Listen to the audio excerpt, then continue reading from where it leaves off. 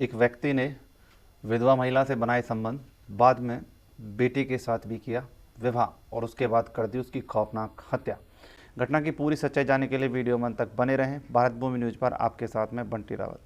घटना दिल्ली के उत्तम नगर इलाके के थाना क्षेत्र की है, जहां पर रहने वाला एक सेठ जिसका नाम राजू होता है, वह अपनी पत्नी और 2 बच्चों के साथ अपना जीवन गुजर बसर कर रहा होता है। तभी अचानक से घूमने के लिए अपने गांव चला जाता है। वहां पर उसका छोटा भाई रहता है।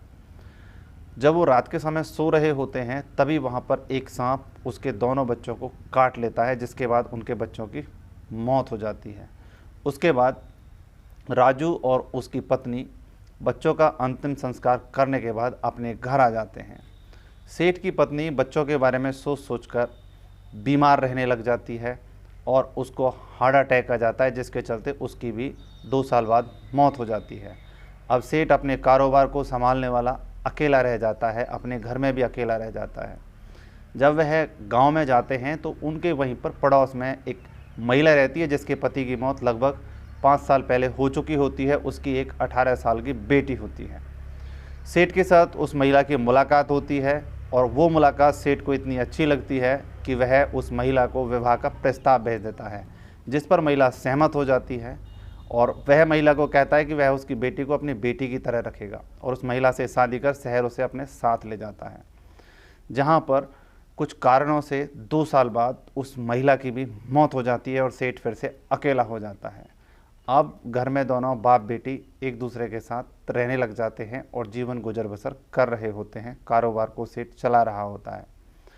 तभी वहाँ पर रात के समय वह बड़ा परेशान रहने लग जाता है और उसकी नीयत खराब होने लग जाती है।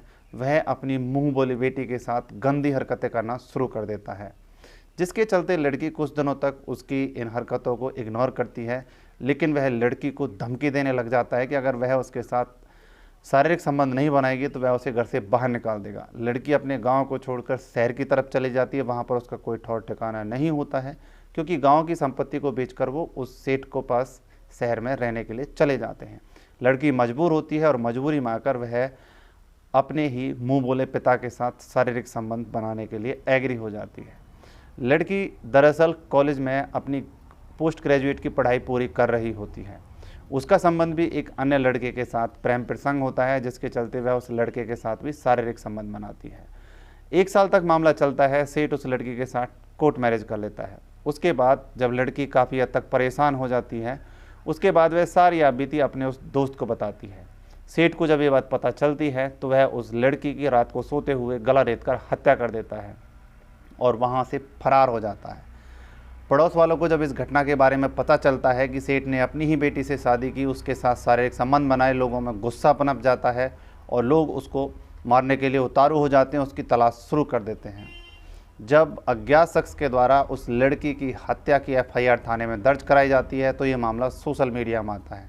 उसके बाद पुलिस उस सेठ को गिरफ्तार करती है और सलाखों के पीछे डाल देती है।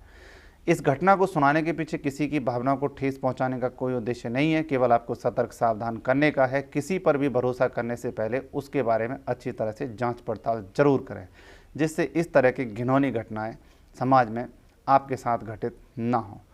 फिर मिलते हैं इसी तरह की किसी और सच्ची घटना के साथ। तब तक के लिए जय हिंद, जय भारत।